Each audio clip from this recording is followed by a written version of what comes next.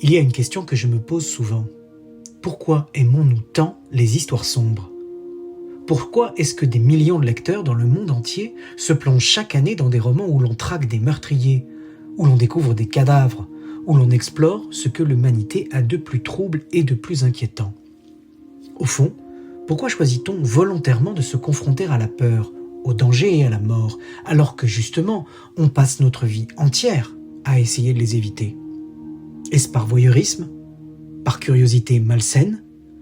Ou est-ce que ça raconte quelque chose de plus profond sur nous, quelque chose de plus humain ? J'écris des thrillers depuis 15 ans et je lis du noir depuis encore plus longtemps. Ce qui m'a toujours frappé, c'est que la plupart des lecteurs de polar, et des auteurs d'ailleurs, ne sont pas des amateurs de violence. En fait, c'est tout le contraire. Ce sont souvent des personnes sensibles, empathiques et attentives au monde. Alors d'où vient cette attirance pour la noirceur ?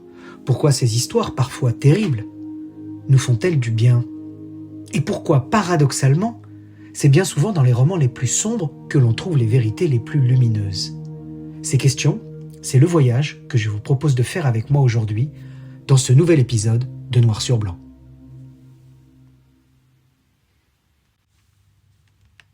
Alors commençons par le commencement. Quand on parle de polar ou de thriller, on imagine souvent un goût un peu étrange pour la noirceur. Comme si aimer lire des histoires où des gens meurent, où la violence rôde, révélait quelque chose de malsain chez nous.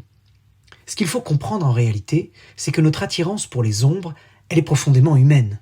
Elle est d'ailleurs beaucoup plus vieille que la littérature elle-même. Depuis des temps immémoriaux, la peur que nous ressentons en lisant un polar ou en se trouvant face à face avec un animal sauvage n'est pas un défaut, c'est un outil de survie. Dans les sociétés anciennes, la peur était un signal d'alarme. Elle permettait d'anticiper le danger, de repérer un prédateur, de comprendre ce qui menaçait le groupe. Aujourd'hui encore, notre cerveau fonctionne de la même manière. Lorsqu'on lit une scène de danger, lorsqu'un tueur s'approche, lorsque l'enquêteur ouvre une porte dans le noir d'une cave humide, eh bien notre corps s'active. Poussée de stress, accélération du rythme cardiaque. Qui n'a jamais senti ces effets en lisant un bon polar au fond de son lit ? En fait, notre cerveau ne sait pas faire la différence entre le danger réel et le danger fictif. Sauf que, et c'est bien là l'essentiel, dans le polar, le danger est contrôlé. C'est une sorte d'entraînement, une répétition générale de ce que nous redoutons le plus. C'est comme si le roman nous disait « Regarde, tu peux ressentir la peur, sans jamais te mettre en danger. » Et ça, pour notre cerveau, c'est un cadeau. Une bonne scène de thriller, c'est presque une chorégraphie neurochimique. On commence par la tension, le cortisol, une hormone de gestion du stress, est libérée, et en même temps, cela nous donne la possibilité d'accéder au glucose qui se trouve dans notre foie, et donc ça nous apporte de la vivacité, de l'énergie. Puis arrive l'excitation avec l'adrénaline, et quand enfin l'enquêteur survit, que la scène se dénoue, eh bien c'est la dopamine, l'hormone du plaisir, qui prend le relais. C'est ce cocktail-là qui rend le thriller addictif. C'est aussi pour ça qu'on se détend en lisant du noir. C'est un peu paradoxal, évidemment. On lit quelque chose de stressant pour se calmer. Mais en réalité, cette tension fictionnelle, elle nous aère le cerveau. Elle libère un trop-plein émotionnel. Il faut voir ça comme une sorte de réinitialisation du système nerveux. C'est de la mécanique pure et dure. D'ailleurs, et contrairement à ce qu'on pourrait croire, la littérature sombre n'est pas une mode moderne, elle est aussi ancienne que les premiers écrits. Je citerai le Minotaure, les monstres des mythologies nordiques, les tragédies grecques, plus tard les contes de Grimm et j'en passe. Pourquoi ? Parce que ces récits avaient une fonction, celle d'apprivoiser la peur pour mieux vivre avec elle, tout simplement. Et puis il y a la violence fictive. Elle nous permet d'approcher l'horreur sans en payer le prix. Lire un polar, ce n'est donc pas aimer la violence. C'est vouloir comprendre ce qui se cache derrière elle. C'est tester nos propres limites. Et en fait, c'est une manière de s'en protéger. À présent, si vous le voulez bien, abordons la deuxième partie.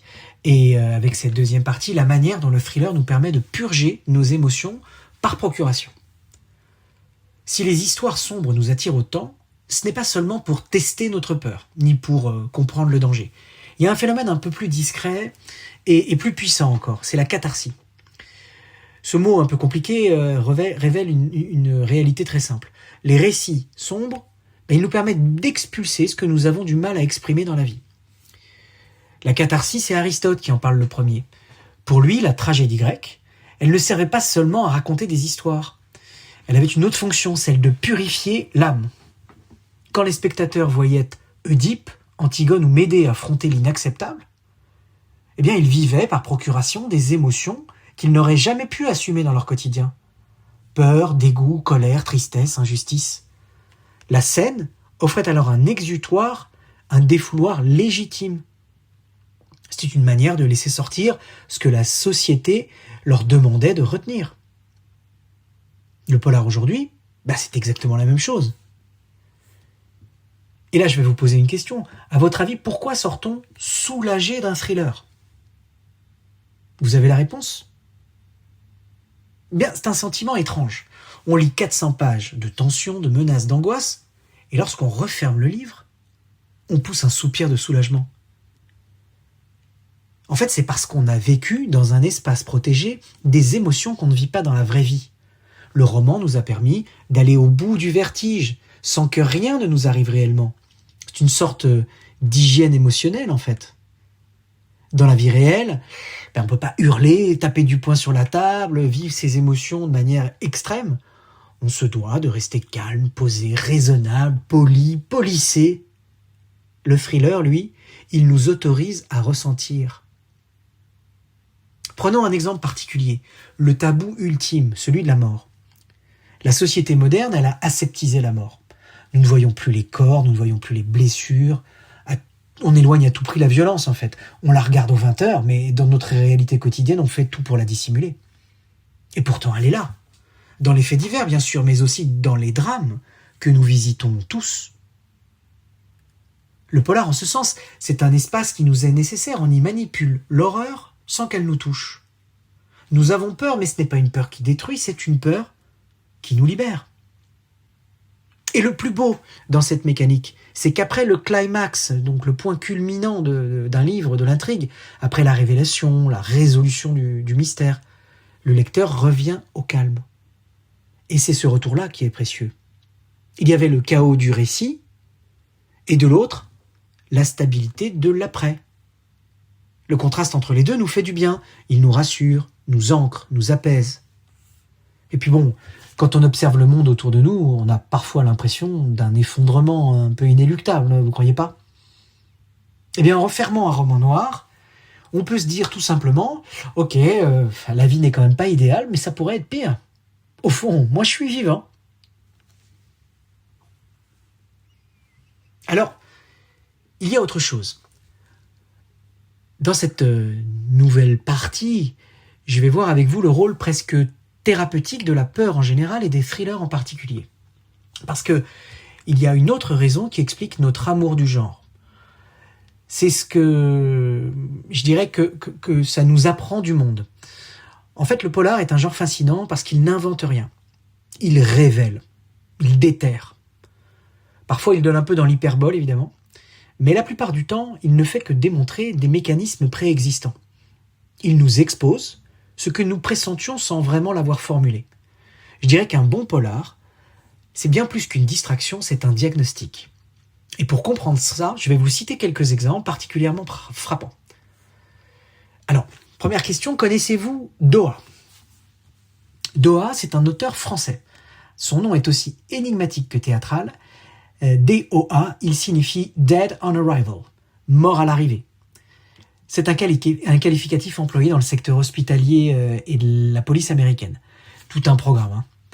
Lorsqu'on lit Doha, on bascule un peu dans une autre dimension. On bascule dans les coulisses de la France. Alors, attention, pas celle des beaux discours de la patrie des Lumières, plutôt celle des opérations secrètes, des services, des guerres souterraines. Que ça soit dans Citoyens clandestins, mais surtout dans Pouctou, que j'ai particulièrement aimé, Doha fait quelque chose d'extrêmement rare. Il documente la violence d'État, la géopolitique du renseignement, les alliances troubles entre mafia, terrorisme et intérêts occidentaux. Chez lui, les meurtres ont une cause, et cette cause, elle est presque toujours politique.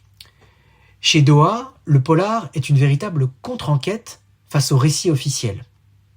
Un moyen de comprendre notre France fracturée, opaque, il faut bien le dire parfois un brin schizophrène. Lire Doha, c'est accepter l'idée que le réel est souvent plus noir que la fiction elle-même. Dans un autre genre, je citerai Dennis Lehane. Lui, il explore un autre territoire, c'est celui des blessures intimes. Que ce soit dans Mystic River, Shutter Island ou bien dans la série Kenzie et Gennaro, Lehane creuse les plaies et les souffrances anciennes. Il écrit l'Amérique des oubliés, des quartiers pauvres et des traumatismes de l'enfance. Son procédé, si on peut parler ainsi, c'est de laisser mûrir les injustices pour qu'elles finissent des années plus tard par exploser dans des thrillers tendus. Chez lui, le crime, ça n'a rien d'une aberration. C'est une trajectoire, quelque chose d'inéluctable. On lit Lehane et on comprend que le polar, en tout cas pour lui, n'explore pas la violence pour le spectacle, mais pour recomposer le puzzle d'une société qui ne protège plus les siens. C'est un miroir moral. Et la plupart du temps, le reflet s'avère impitoyable. Autre auteur, autre exemple, encore dans un genre différent, Don Winslow. Alors lui ne raconte pas des crimes. Il a raconté, dans sa trilogie La griffe du chien, Cartel et La frontière, une véritable guerre, celle de la drogue. Et il montre la réalité des cartels, les mécanismes financiers du trafic international et la corruption que cela sous-tend. Alors c'est du polar, oui, mais c'est à la frontière du journalisme, de la sociologie et presque de l'histoire contemporaine. Winslow plonge dans la violence, non pas pour nous choquer, mais pour expliquer comment un système entier peut produire l'horreur. Et comment des milliers de vies se sont retrouvées broyées entre 2 lignes de poudre et 3 signatures officielles. Lire Winslow, c'est comprendre que parfois, la fiction, c'est le seul endroit où on puisse dire la vérité. Et enfin, si je peux me permettre, une parenthèse plus personnelle, c'est ce que moi aussi j'ai essayé de faire dans mes romans, et notamment dans le dernier, Et le soleil se meurt. Ceux qui l'ont lu s'en souviennent peut-être. Les meurtres, ils sont assez démonstratifs. Il s'agit de mise en scène vaudou, inquiétante, rituelle. On pourrait croire que c'est gratuit, que c'est un choix purement narratif. D'ailleurs, c'est un choix, je pense, assez efficace. Mais en réalité, ces meurtres-là ne sont pas présents là pour choquer. Ils sont présents pour raconter quelque chose. En enquêtant sur ces crimes, Wes Emerton n'explore pas seulement un tueur. Il explore une histoire, celle d'Haïti et de ses dictatures successives. Alors beaucoup de gens connaissent l'imaginaire vaudou, les poupées, les rituels, la superstition. Mais ce que l'on connaît moins, c'est l'horreur des régimes duvaliers père et fils, les exactions de leurs milices, les tontons macoutes, qui d'ailleurs utilisaient le vaudou comme une arme psychologique, le mythe au service de la terreur. Tout ça, c'est ce que j'ai voulu raconter dans mon roman. Sans donner dans le cours d'histoire, c'est pas le rôle d'un roman, mais en utilisant la noirceur du thriller comme une porte d'entrée émotionnelle. La mise en scène des meurtres, dans Et le soleil se meurt, ce n'est pas simplement des ornements. Ça prolonge la trace d'une terreur d'État qui s'est abattue sur Haïti. C'est la projection contemporaine d'une histoire qui ne passe pas. Et la blessure collective qui continue de hanter les descendants des Haïtiens qui ont vécu cette horreur. C'est ça pour moi la force du polar. Prendre un sujet immense, souvent complexe, parfois très douloureux, et le rendre lisible à travers des trajectoires humaines. Et une histoire qui vous laisse scotcher à la page. À travers ces exemples, vous comprenez mieux ce que je veux dire. Le polar a un avantage immense. Il ne doit rien à personne. Il n'a pas à rassurer ou à préserver une image. Il a le droit de tout dire, surtout les vérités qui dérangent. Et en prime, il le fait à hauteur d'homme. On n'y parle pas de statistiques, mais de destin. C'est pour ça que nous aimons les histoires sombres. Elles racontent le monde réel de manière vivante. Elles montrent ce que nous vivons parfois sans le voir. En un mot, c'est pour moi une radiographie de l'humanité. Nous voilà rendus à la 4e partie de cet épisode. Et là, je voudrais parler de la psychologie du crime.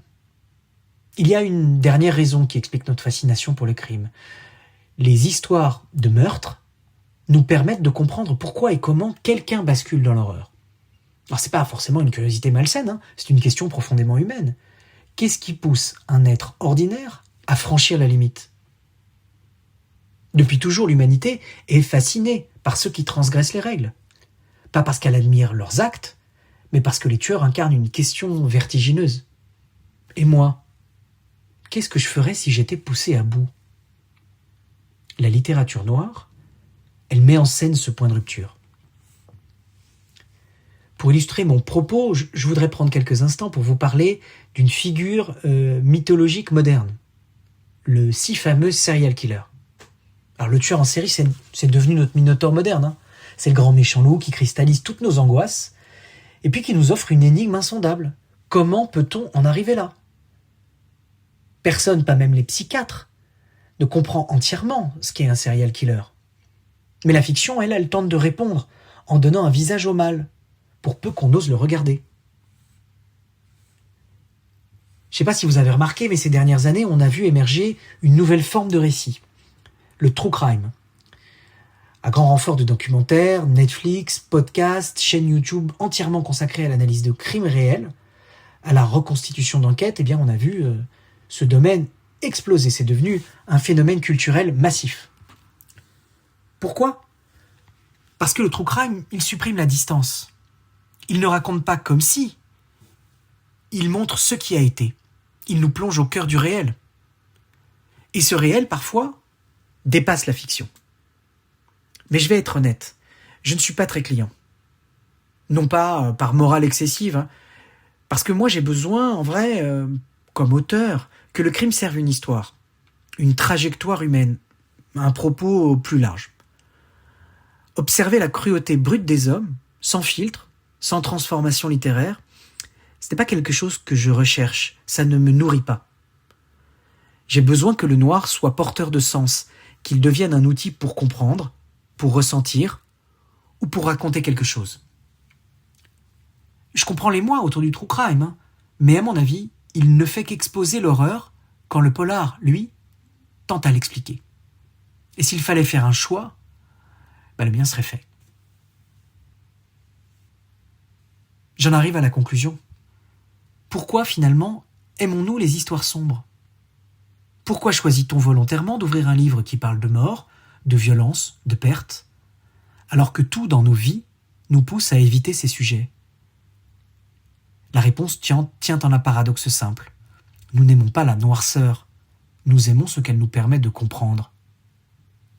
Le polar, les thrillers, les récits criminels ne sont pas des plongées dans le mal, ce sont des plongées dans l'humain. Le noir nous attire non pas parce qu'il choque, mais parce qu'il éclaire. Il nous ramène à des émotions primaires, nous explique le monde contemporain. Il nous raconte ce qui se cache sous la surface lisse de notre quotidien.